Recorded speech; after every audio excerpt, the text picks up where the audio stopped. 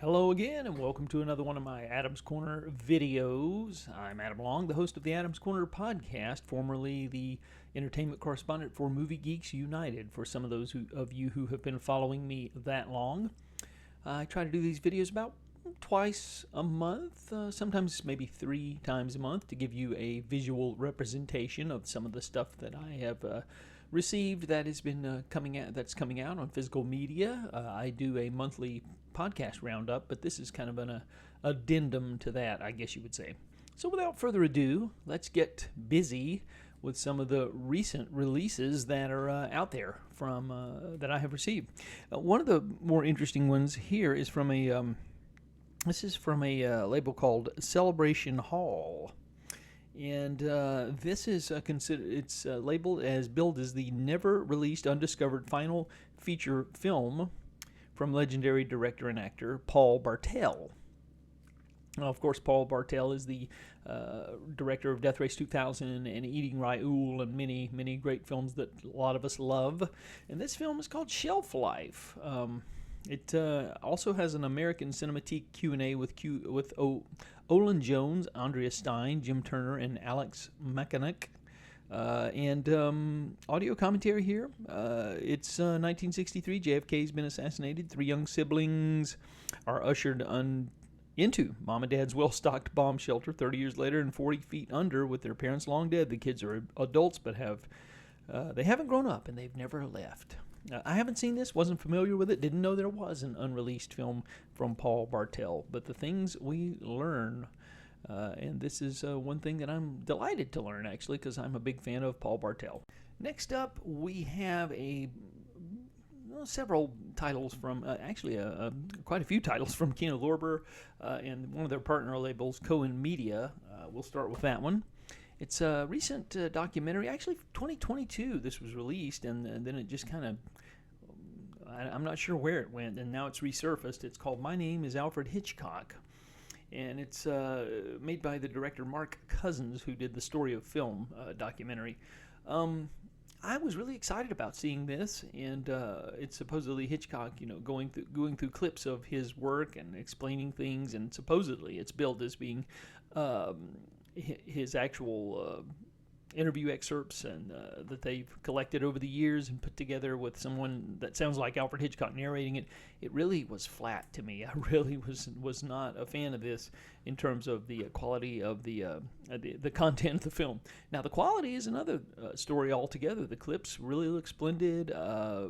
If this is on your wavelength, if you're on the wavelength of this film, it's yeah, you may love it, but it's 2 hours of a Hitchcock impersonator basically speaking in a scripted style about the career of Hitchcock. It's not actual quotes from Hitchcock, so don't be misled. But it's interesting, but just kind of fell flat for me. Alternate trailer is an extra on here. An audio of narrator Alistair McGowan's voice test. He's the voice of Hitchcock here. Cinema Q&A with Chuck Rose, interview with the director. So yeah, if you're a fan of this of Alfred Hitchcock and you're curious, it's out here, Cohen Media Group. So here's some Kino Lorber proper releases. We have Snake Eyes, which is directed by Brian De Palma, of course. A lot of people were hoping that the alternate ending of this film, that it was hastily reshot. And a lot of people were hoping that the original ending of the film would turn up. It's not here, and I don't think we can really blame Kino Lorber for this, because it was just one of those situations where they couldn't find the materials. That happens. But it is a 4K scan from the original 35mm camera negative. Now, Snake Eyes is a flawed film, but it's an interesting film. It has some really good directorial flourishes from Brian De Palma, and it's not top tier De Palma, but it's not bottom tier De Palma either. It's somewhere in the middle. I like it, actually, and I have some affection for it. And it's it's Nicolas Cage. He's a crooked cop, and he's caught, and he goes to a boxing match, and then there's an assassination, a political assassination, and they close the place and the entire Coliseum, and they're trying to catch the killer, and it's. But anyway, what you do get is a new commentary by film historian Steve Mitchell and Nathaniel Thompson. It's a 4K Ultra HD release of Snake Eyes, 4K Ultra HD release of Hatari, starring John Wayne. He captures wild animals and sells them back to zoos. This is a film that my grandfather was a big fan of. I remember seeing him watch this in syndication when it would turn up on local television stations. So I have fond memories of it, and it's really great to have this in 4K. You get a new commentary here and a theatrical trailer, and this is, of course, directed by the legendary Howard Hawks. But yeah, and this includes that memorable film score by Henry Mancini with the baby elephant walk, as it were. So yeah, Atari getting a 4K Ultra HD release. Another 4K Ultra HD release from Kino Lorber is Internal Affairs, starring Richard Gere and Andy Garcia.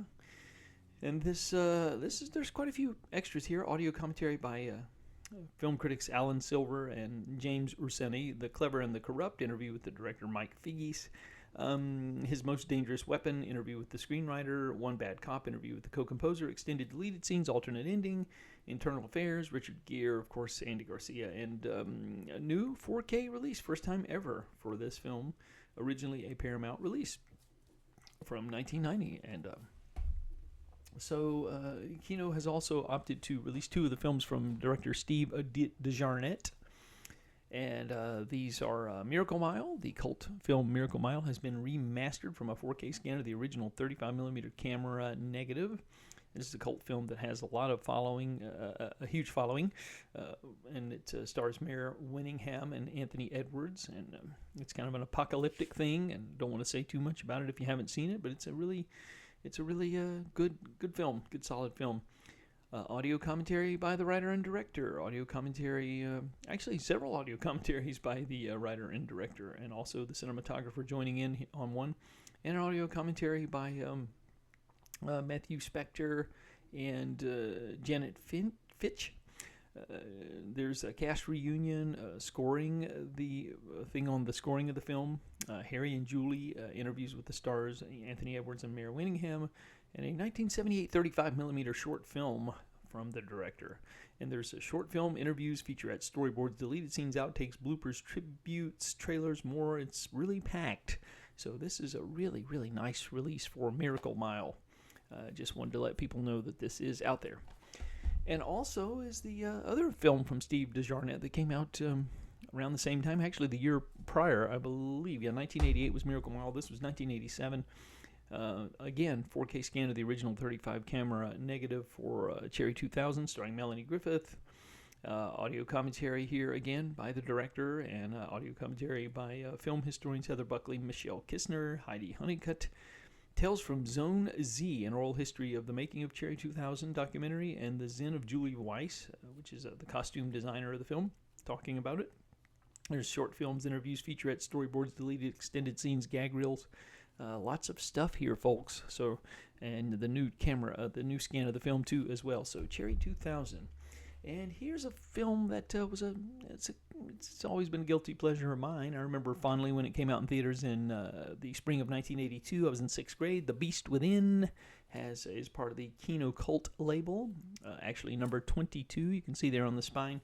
This includes 3 commentaries. I think one of these was previously issued on the Scream Factory Blu-ray. And there's The Making of the Beast Within, which is a 46-minute documentary. Storyboarding the Beast, which is 13 minutes. There's quite a few extras here, and this includes what I think is one of the great transformation sequences of all time in terms of horror films. So, The Beast Within from Kino Cult, Kino Lorber, but part of the Kino Cult line of titles. And last but not least of the Kino titles, here's a box set of all of the Bing Crosby and Bob Hope films. They did a series of films, in case you're not familiar, where they traveled to different locales, and and so you get them all in this one box. These were hugely popular films in the 40s and 50s, and the last one was made in 1962. Road to Singapore, Road to Zanzibar, Road to Morocco, Road to Utopia, Road to Ballet, Road to Rio, and the Road to Hong Kong was the final one. And they're all here with some extras. I think you get some commentaries, and it's nice to have all of the road films in one place, and so we do, ladies and gentlemen. And we'll tackle one Sony title here. We have one title from Sony, and that's The Lords of Flatbush. And that is starring, this is a long-awaited Blu-ray release of this film. Perry King, Sylvester Stallone, Henry Winkler, of course, and this is one of Quentin Tarantino's favorites. It's kind of a low-key affair, but if you get on its wavelength, you'll enjoy it. Not a lot of plot going on, more of a hangout movie with the characters, I would say, but it's nice to have this in Blu-ray format.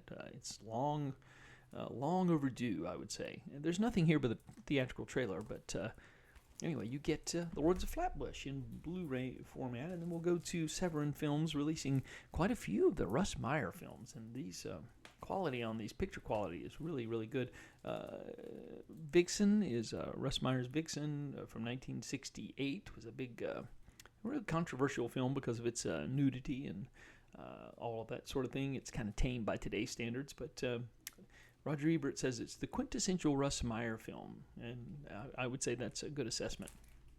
But it's a Blu-ray release of this. You get the 1981 censor prologue, archival commentary, audio commentary with actress Erica Gavin, interviews with the actors, David Del Val's The Sinister Image with guests Russ Meyer and Yvette Vickers, and a featurette on the censorship battles of the film. So just wanted to mention Vixens from Severin Films Entertainment, and then we have Super Vixens, which is a kind of a quasi-sequel follow-up from 1975. Also getting commentary here from Russ Meyer. You get interviews with some of the actors, and Incredibly Strange Film Show Episode 5, which is on Russ Meyer, trailer and a TV spot. So, yes, Blu-ray release of Super Vixens and Beneath the Valley of the Ultra Vixens. This is the third of this series. This was 1979, I believe. And anyway, you get archival commentary, interview with one of the actresses here, interview with Russ Meyer again, and still talking it over, a new interview with Ellen Alderstein. So, yeah, these are all Severin Films releases. Wanted to make mention of those because it's nice to have those on the Blu-ray format, and looking really good with those new transfers. We have a new release here from Criterion. This is a double feature of Yojimbo and Sanjuro. These are two of the essential Akira Kurosawa films in this new set. 4K Ultra HD release. You get audio commentary by the Kurosawa scholar Stephen Prince, documentaries on the making of these films, still galleries, teasers, and trailers, essay booklet. Really nice set. So I just wanted to mention Yojimbo and Sanjuro being released from Criterion, as it were. And just a couple more releases. We're almost done here with this video. We have Cheerleaders Wild Weekend, which is an interesting, this has been released before on Code Red. I think did a Blu-ray of this years ago, but it's been reissued by MVD Rewind, which is an indie label, one of the boutique labels, that do a really good job rescuing some of these obscure films. This includes audio commentary with the director and some of the cast, interview with some interviews with the cast, and alternate title card, original theatrical trailer. So, yeah. Cheerleaders Wild Weekend, 1979, one of these films that used to turn up quite frequently on cable, Cinemax. One of the films that gave Cinemax its reputation as Skinemax after a certain time of the night, that is. And then last but not least, and this is one of the great releases of 2024, I would say, just getting around to talking about it now, John Wayne's The Searchers, being released in 4K for the first time ever. This is a tremendous new scan of the film, beautifully done. You get some featurettes, 1996 documentary about the film, archival introduction by John Wayne's son, The Searchers feature commentary by Peter Bogdanovich, a vintage behind-the-camera segments from the Warner Brothers Presents TV series, outtakes theatrical trailer, just a really beautiful, beautiful transfer of this film, and it's the first ever 4K release from the Warner Archive label, and just wanted to make sure people knew about that. So with all of that, I think that pretty much gets us up to date with some of the things that I've received, things that are out there now. And that will be it for this edition of Adam's Corner. Until next time, keep those discs spinning.